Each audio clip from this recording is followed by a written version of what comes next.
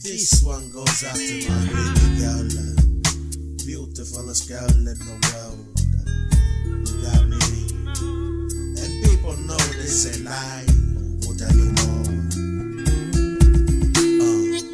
Got up this morning while I've been thinking hard. Jumped in my ride, put on a good facade. I seen them boys and they be keeping loud. Cranked up the beats and then the party started. Pulled out the drinks and then the party swayed. Some whiskey, red label, and Alizé. They asked for slow jams, followed with some slow dance. A bit of grooving with a bit of romance. They asked for slow jams. All right. Yep. All yours. Go for it. Well, hey guys, I'm Geoff. I'm a real estate agent out west in Hobsonville. I was 25 years in the Air Force. I met Sione at poker in Mairangi Bay many years ago. We've remained Facebook friends, and it's been great to see his life progress. I guess he's been watching mine. So I'll bear it all. I've been up and down. I've had depressive episodes, PTSD, and anxiety for quite a long time. And Sione and I connected over my use of hemp seed oil because that's very much helped me out quite a bit. Right. So I'm single dad. I've got a 13-year-old. She hides in her room a bit more these days, and I've got a 9-year-old firecracker. So I'm kept busy. I might have to buy a shotgun to protect them at sometime soon. We'll see how that goes. Yeah. Gotcha. Hey, just talking. Well, obviously, in that when it comes to mortgages and families, especially Polynesian Pacific Islanders, a lot of them don't know how to go about and what's out there for them, and just the steps that they should take. Give us some. Yep. Give us some. What you reckon? On your Cool. So just before Sione hit record, we were talking about the step ups that are there now for mortgage. I think, and it's even some of the Air Force guys that I used to deal with as well. They just had a mindset where they just didn't think that they'd get there for home ownership. Well, we're quite lucky now. Even before Labor came in from the last election and put a few things in place, the governments of the last sort of 10 years at least have created some pretty cool step-ups that are there. There's Home Start grants, which if you have a partner, you can both get. And if you're buying a new house, that can be 10 grand each. Sione mentioned that there was some whānau grant options as well. Yep.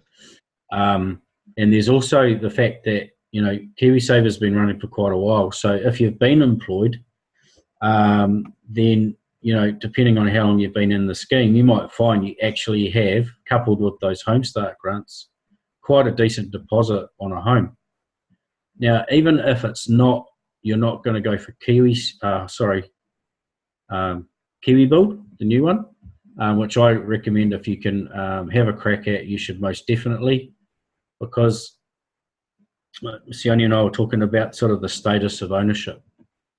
So a freehold title of owning land in New Zealand is like the highest level of ownership that you can have, and it gives you a lot of credibility and a lot of strength when dealing with lots of those finance companies and those sorts of things as you go along.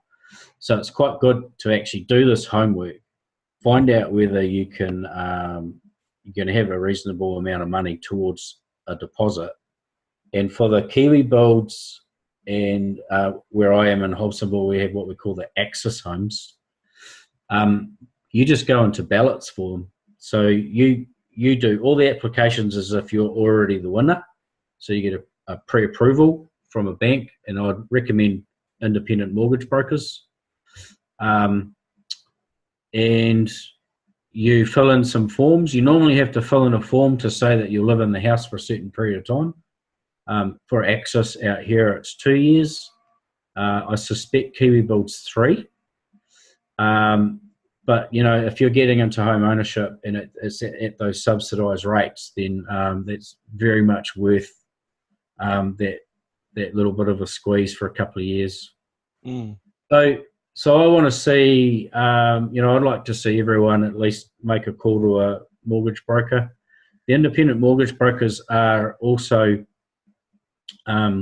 financial consultants as well. So even if you got close and you're 20K short of what you would need, it might be a big deficit, might be only a little, but they can sit with you and you can plan how to create that little bit more wealth to get you there, step by step. So you're not just sitting there massively overwhelmed going, oh my God, we didn't qualify.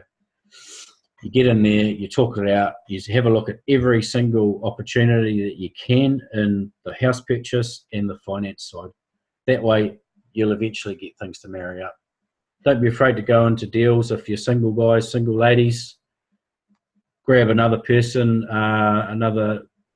from your friends or your circle of friends, or there's even investor groups out there. But get together and pool your resources, and maybe that's your way as a step up into home ownership. But I would argue that right now, even you go right back to family benefit days and giving away state houses to people, I would say that there's the most subsidies and the most step-ups available right now for home ownership. Is that for Housing New Zealand houses, or? So there are some schemes through Housing New Zealand where that you might rent off them and then get an opportunity to buy it later. Yep. It's not done so much now because they cut the Housing New Zealand stock down, as we know. Yep. But there's all sorts. There's a I think it's a Christian-based group called Home Grant, something like that. I can send you the links once I find them. Mm-hmm. Where they actually will sell you the house, but you're a part owner with them.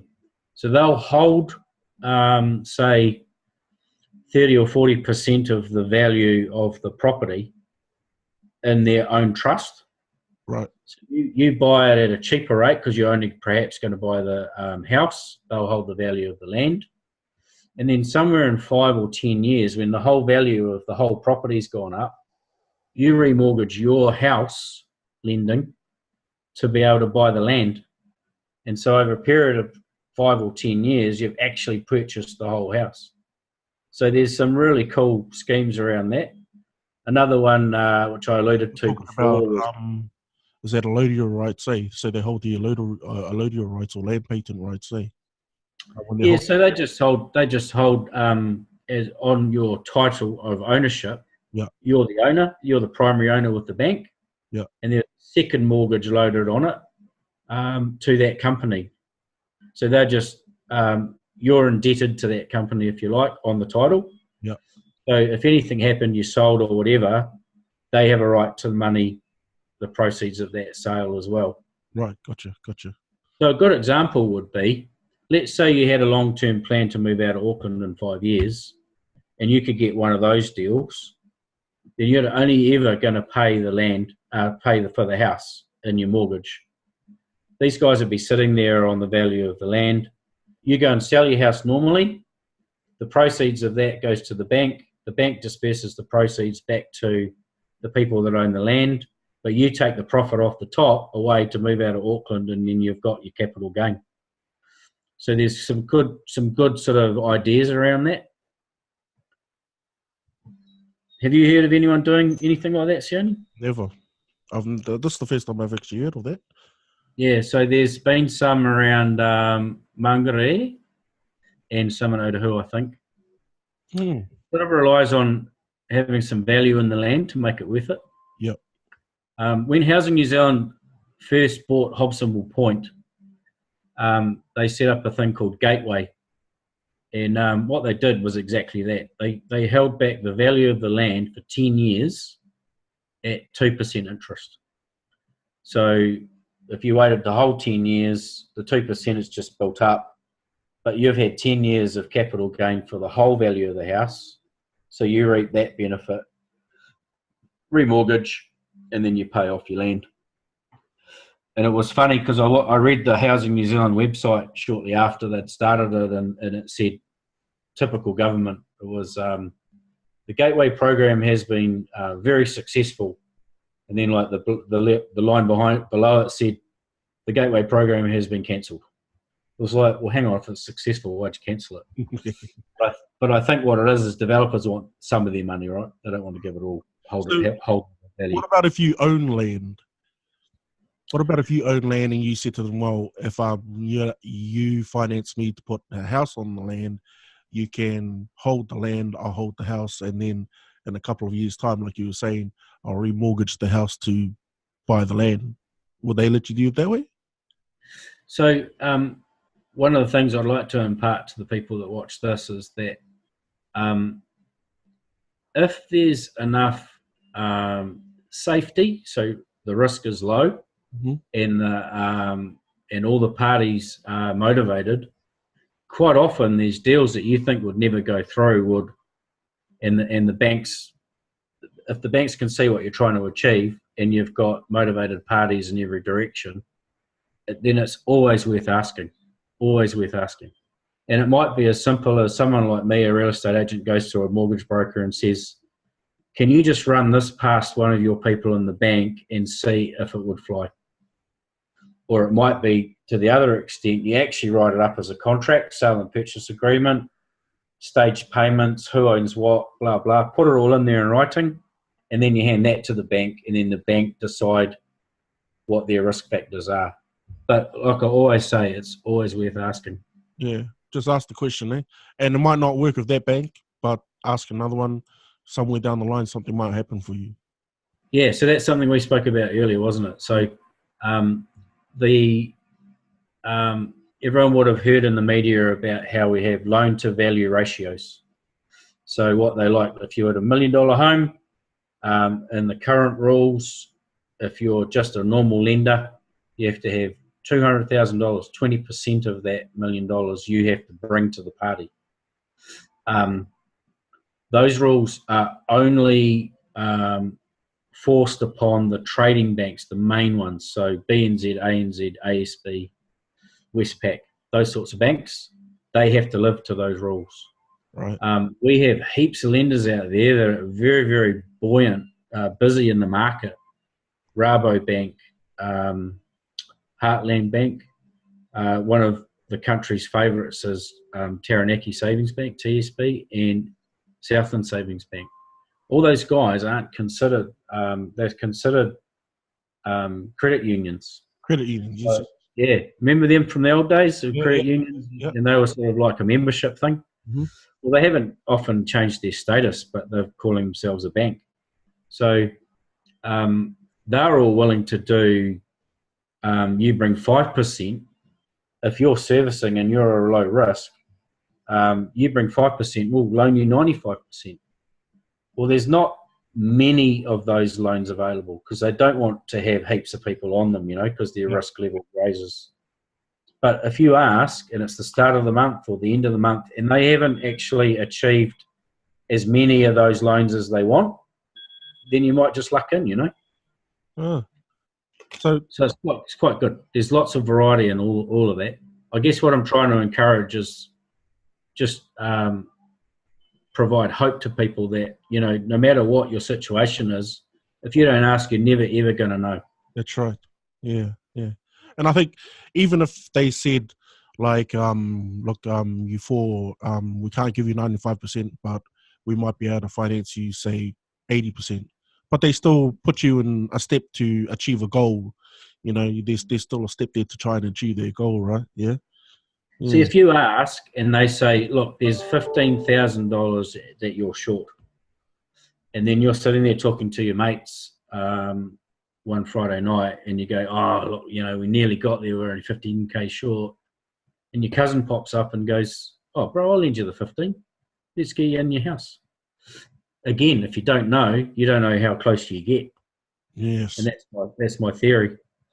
There's a lot of quite good new rules around gifting. You can be gifted money, and they used to be a lot more staunch about it, because you think about a bank, right? They want to know that you can pay the money back, but they also can only really tell whether you can pay the money back by how you've handled your money up to that point.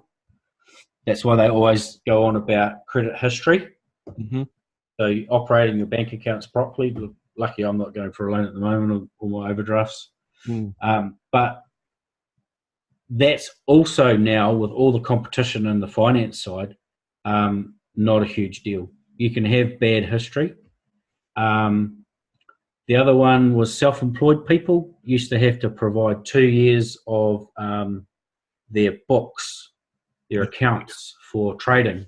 And a lot of banks now don't require that. If you can show good history in operating your bank account and maybe 1 year's of books, or leading up to today type books, that might be enough. Because the competition's high, and people got to remember that if one bank says no, another might say yes. Yep.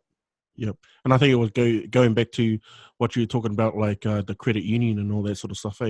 If you're staying off the mainstream banks, and there might be those ones through credit union that might be able to help you out. Yeah, absolutely. Hey, just go ahead. Just in terms of ownership, can a trust purchase a house? Yeah, so trust law is a little bit tricky. It's probably a lawyer question, but what it does is it protects the beneficiaries of that trust. So in a normal sense, a family trust might be mum and dad have created the family trust, and the beneficiaries of that are the kids. Mm-hmm. So the house is owned by the trust. The directors of the trust will probably still be mum and dad, and normally one other, like they often use their family lawyer as a third trustee. The beneficiaries are still the kids. So let's say in a worst case scenario, mum and dad split up. Neither the mum nor the dad own the property. The trust does, for the benefit of the children. So it's a protection thing. Now, what it also does is it can protect your family home from creditors. Let's say you have a failed business, and people are coming for Geoff Polglows because he owes heaps of money. But I've got my house in trust, a family trust. Normally, that creates a layer of protection for that, so they can't come make me sell that house because I don't own it. I'm just someone on the deed of the trust. So it's always worth looking at if you had, a classic example. We're talking about co-ownership. If you had 2, 3, 4 people that wanted to co-own something, the trust might actually, a trust might be the best way for that ownership to occur, or a mini company or something. There's all sorts of different things you can do. Right. We always talk about the standard ownership as the freehold title.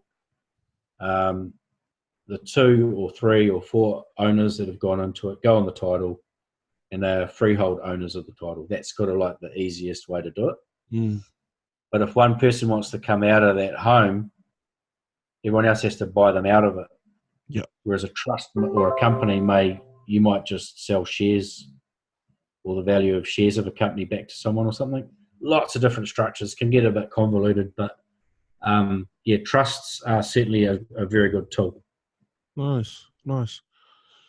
So just in terms of using them to purchase a house, do you know that if a trust can purchase a house? So a trust is an entity in itself. So if it's already set up, it can truck around and do anything generally that another person can. When we're talking about home start, Kiwi build, all those sorts of things, they can generally only be done by an individual. Right. So it's a key point to make. So Access series for us, which are the subsidised homes here, have to be purchased by an individual persons. Because you've got qualification rules, you see. So for us out here, it's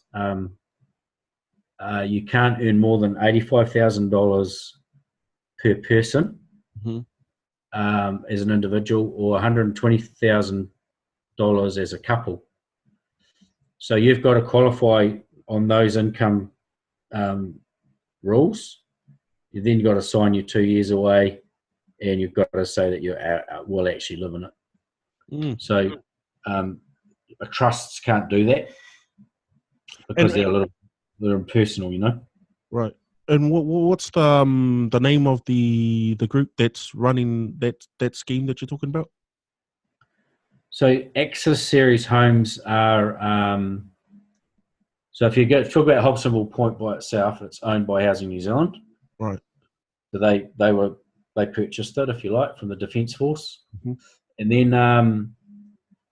they set up a company called Hobsonville Land Company as a intermediary company to dispose of the land to developers. At that level, they created the Access Series homes. So you're essentially applying to Housing New Zealand to be allowed to enter the ballot through this middle company. Right. Gotcha. Yeah. And you'll find the same thing, the Kiwi builds and that sort of thing. The Kiwi build is that intermediary, so that you're applying to them, probably not Housing New Zealand. Okay. Tell me something. Here in Auckland, we see a lot of the sort of rental properties going up, and it almost looks like it's becoming harder to sort of sustain for a lot of Aucklanders, and you're finding that a lot of Aucklanders are moving out. Do you think there's something happening there in terms of allowing sort of property here to be purchased from people overseas, or do you see some sort of pattern there? So what the media hasn't really focused on around the house buying thing by overseas people is that the horse is bolted and the gate's been pretty much closed now. So on Monday, 22nd, is it Monday? Yeah. So Monday is the rule change. So people from China, from anywhere, can write up contracts dated right to the 22nd of October, and they won't be pushed by the new rule.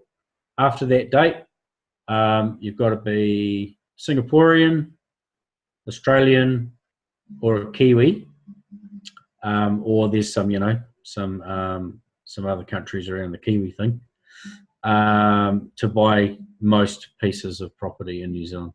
All right. So now, what people forget is, and what's not being reported, is that the people that are probably buying the most houses, and if they're of Asian descent or whatever, and I'm not knocking them, they actually got into the New Zealand market 5 years ago or 3 years ago, right, when it wasn't such a big deal. Yeah. Well, it was, because everything was screaming out the door. Yeah. With really hot prices, and it boosted everything. But the rules at the time said that they had to get New Zealand citizenship or residency to buy, which they did. Then they've reaped the capital gain of that hot market by selling some stuff, or the value of their homes has gone up. Now they can lend more money. So now they're buying again. So what people forget is that they're actually New Zealand residents and citizens that were asked to become that back here. They are that now, and they're buying, and they continue to buy because they've made their wealth early, you see. And so that wealth will stay in houses, and they'll still be buying here. So it's a bit of a, like, when they say that people from overseas have been buying, they haven't really, because they've been buying through those people. Right. And there might be some money coming from overseas, but generally they're buying through these people that are legitimate New Zealand citizens or residents buying. So what's happened, to answer your question, sorry I'm going the long way about it, everything's changed and could change again for someone, let's say just an average mum and dad investor. They own their family home, mortgaged up to the hilt, and they have the ability to go and buy an investment property, mortgaged up to the hilt. They relying on a tenant to look after their investment property. pay the rent so that they can pay the mortgage that they've got on it. And the New Zealand thought process has always been you buy 1 or 2 houses to see into your retirement, so you get some lump sums later, you know. Mm. Well, now the compliance costs for people owning investment properties is going up. Have to insulate it properly. Have to put the heaters in. Yeah. I would argue that the disrespect of houses seems to be on the increase. And I don't know whether that's just because I'm in a property investors group and I see a lot of it, but it does seem to me that the abuse of houses is getting worse for whatever reason. Yeah. And basically the bottom line is, if mum and dad investor who haven't got too much money to spare in their day-to-day running have to now fork out to get their houses fixed, re-insulated, reheated, and all these other things, it actually becomes really difficult for them to actually provide a rental property to the market. Yeah. So what you're now seeing is mum and dad investor who really do need to sell that house because they can't afford it or they don't want to go through those processes, they'll chuck it out on the market. So that house now sells probably to an owner-occupier, and now there's one less house that we can rent in Auckland. And that's happening over and over and over again at the moment. Now, with the government talking about making it easier for tenants and harder for landlords, that's just going to exacerbate the problem. So what it means is there are less rentals, so more competition, more rent, more rent, more rent, more rent, more rent, and you'll end up with what you're saying, a disparity between what people can afford to actually pay as rent, Yeah. and they're leaving. They're shooting out of Auckland. Yeah. So that's what you're saying, and this is the downside to probably some good rules that Labor want to bring in around tenancies. But the downside is that the government is going to end up in a situation where the government has to provide the rentals because they've made it untenable for landlords to actually spend the money on them. Mm. Now that's, I'll just quickly add, that's the mum and dad investor scenario, which there's probably 60 or 70% of rentals are that. I know that there's the 30 and 40% property tycoons running lots of rentals and not running them well. I accept that. And those are the ones that the government are targeting to tidy up their game. So just with that, like with the law change that you were talking about, it sounds like that's for the better of New Zealanders. Well, it's for the better of everyone, but of course landlords are always going to complain it's costing them, right?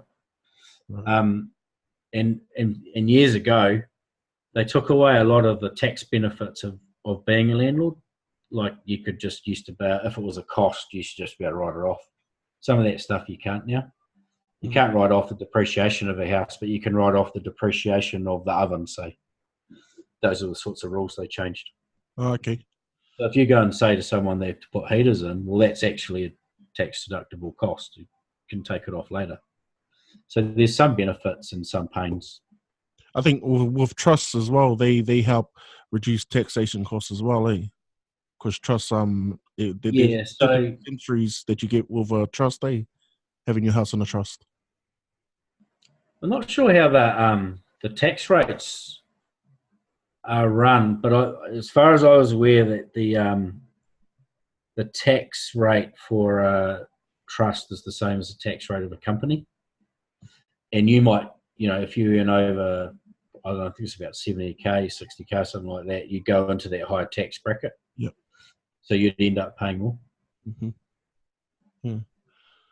So I think what I'm gathering from this is basically, if we were to lump it all up, if you're a family that's working, and we see a lot of them, yet you find yourself in a place that you're in a poverty-stricken area, and there seems to be a cycle going, but you're still working hard. You're still trying to do what you can do, but you just can't seems to save enough money yet through companies, through a scheme like KiwiSaver that could be saving money for you. it'd be good for you to investigate. Like, you have a job, you've got KiwiSaver that's saving money for you, that you could possibly use to buy a house to get you out of that situation, and will help prosper you and your family. I get, Yeah, absolutely. yeah, Yep. So KiwiSaver is obviously designed for us to get to 65 and then we retire on the money in it. But what they did was they created a scheme where you can pull your money out of KiwiSaver and use it for a deposit on a house, and it's a certain ratio. Basically, it's But what I would probably encourage most of the viewers to do is take the 5 minutes it takes, or make the phone call to find out just how much money you've got in your KiwiSaver. A lot of people would be surprised. And then you ask the person while you're talking to them, look, if I was to do a home start withdrawal, how much could I get out? And then that's the basis of your deposit, you know. right. Yeah. So it's really about finding that out and then taking that information to a mortgage broker. Tell them the sorts of things that you've got in mind. You can get grants for home ownership. Add that to your KiwiSaver, and you might find you get over the line. Now, you yourself, you're a real estate agent, and you buy and sell houses, or you just... So I've just been hired by Ngaitahu Property. Right. I've done a big development out here at Hobsonville, where I've got 109 houses left to sell out of 200, varying price levels, and some of them are the access entry homes. We've got about 11 or 12 of those. Some are apartments, and some houses right up to sort of 1.3 million. So it starts at sort of 700 pretty much, right through to 1.2. Right. So that's my final day with Harcourts is on Monday or Tuesday next week, and the keys back, and then I'll be doing that full time. Okay. So you'll have you'll send me a link to where people could contact you, maybe? Yeah, absolutely. I'm happy to help anyone. Or at least what I'll do is try and hook them up with good contacts south side, and if they're out west, I've got that covered too. And then you might have people that actually just want to buy a house out there, and then they could come straight to you as well, eh? Yeah, absolutely, absolutely. The thing is, at the moment, the market's slowed down a little, but it hasn't been a hell of a lot of sales. Yep. So what it means is that my bosses, to a degree, will do a deal. So I'm not saying massive discounts or anything, but could be a slow time paying, or one thing they're looking at the moment is if you can get the loan, mm-hmm. and you get all that through, we're looking at a thing, it's not confirmed yet, but one of the things they're trying to look at is actually giving you a mortgage holiday of, say, 3 to 5 months, where we pay your mortgage. So what it's like, you know how you move into a new place and you need a new fridge, or you could buy it and you need a new bed or a couch or whatever. Yep. So the idea is, in that first part where you're setting up your house, we're covering your mortgage, so your money can cover all those purchases to set your house up. So that's kind of the thought process. Well, that'd be very interesting. Yeah, we'll keep up. Yeah, it'll be good if we can get it through, but it still relies on the person or people to be able to get the lending. I would have preferred a scheme a little bit like I spoke about, where we held back some value, and we went into a house ownership with a partnership. But the problem is this joint venture winds up in 18 months' time. What's not sold will be put into rental properties, and then it stops. So what they didn't want to have to worry about is, in 5 or 10 years' time, someone's got to have to go and try and find that money for the land. Yep. So they just wanted a nice clean break. So we didn't get it through this one, but we might get it through the next one. Yeah, yeah. Tell me something. Have you ever heard of anybody, say, using land as a what's the word? I think it was something similar to what I was talking about before, but using land as a way of maybe a down payment? Or have you heard of anything like that? So the biggest problem in Auckland, I think, that we've had is that big developers, big companies, say Universal Homes, GJ Gardner, those sorts of people, they buy the big piece of land, Yep. and then you can only buy a house and land package because they package each one up, Yep. It's easier for them. At Scott Point here in Hobsonville, it's not part of the Housing New Zealand estate. It's different. And it's just old style where you just buy the land, find your builder and build a house, just like the old days. And they're doing it quite a bit cheaper because here at Hobsonville, Housing New Zealand bought the land. They sell it to a company called AV Jennings, and they put in the roads, the fibre, the power, the water, and the sewage. So they're creating the section, if you like. Yeah. Then they're selling parts of those super lots to the developers. So already 3 people have wanted profit. Then they go and build the house, and then they get their profit again. That's why the houses at Hobsonville Point are here. Well, Scott Point's sneaking underneath because all those middlemen are out. They just sell you the land once it's ready to go, and then you find your builder. So what that means, to answer your question, you could shoot down there and buy the land. You'll always own that, whether you've paid it outright or with the bank. Your name's on the title. So that gives you a little bit of pulling power, equity-wise, so the money that you've got in the land. That can bode well for you in another area. So you could hold 2 or 3 sections. Yeah. Everyone builds houses around your 3 sections. So your price of your land goes up because they will develop their land, you see. So then you could go and buy a house in Southside based on the equity you've got in your 3 sections back here at Scott Point. Oh, nice. So that's what you mean, eh? You could actually leverage the value of that land. Yes. The only thing to remember, if you own land, it's only ever going to cost you money because it's not doing anything. It's just sitting. Yeah. Rates, mowing the lawn, whatever, You got anything else you want to share on that? Just on mortgage or a plan, what you'd like to see people do? No, I think at a minimum, find out what your KiwiSaver's worth, because I think a few people's eyes will pop out of their head. Because you remember, it's not just what you put in, your employer's putting stuff in too. Yeah. And so you might actually think you're at one level and you've actually doubled it because your employer's matched what you've put in. So I think that at a minimum they do that. And, if they want to go further, then let's catch up and I'll hook you up with some good links to people maybe. Nice. You'll send me those links too, and I'll post them on the bottom so that everyone can, Yeah. I'll see if I can find that the co-ownership one where they hold the land value. Yeah. You pay for it later, because I think that's an awesome deal. If you can get one of those. Yeah. Well, I just want to say thank you for speaking to us, sharing your experience and knowledge. Oh, no worries. I'm happy to help, and I just want to see people have a go. Yeah. Nice. Well, thanks for that. This one goes out to Newtown Park Flats. Born and bred, Wellingtonian style. The capital, land of the free. Here we go, smooth it out now. Just letting you know where I'm from, baby.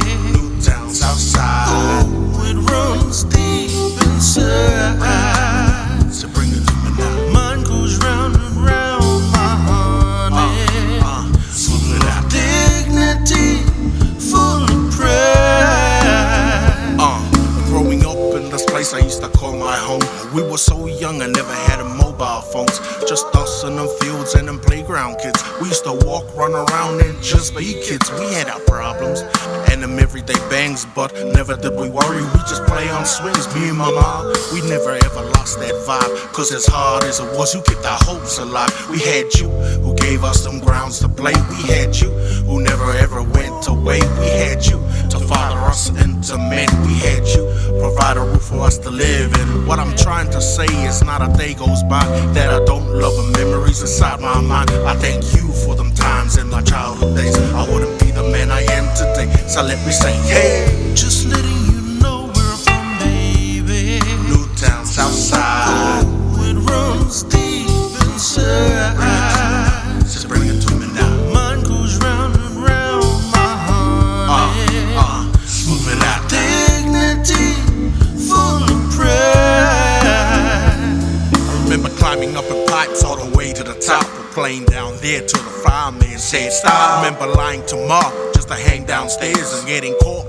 They getting whipped from her. All my mates cracked up, turned around and said, hey. Just laughed, played around and sang a song instead. I remember all the monsters who were painted down there. I used to tell them all my problems when I was a kid. I would laugh, I would cry, but I always found a smile. Cause life in them flats was like party time. I remember the list was like another world. I must have went up and down trying to find you, girl. I on the flats all day in the life it gave. I thank you, my friend. You always kept it real from day one. You were always there to stay, and to this day your memories will never fade away. So thank you. Just letting you know where I'm from, baby. Newtown, Southside. It runs deep inside. Just bring it to me now. Mine goes round and round, my honey. Smooth it out. Dignity, full of pride. Ooh, yeah, where I'm from. Feels like I've been away for so long. Yeah,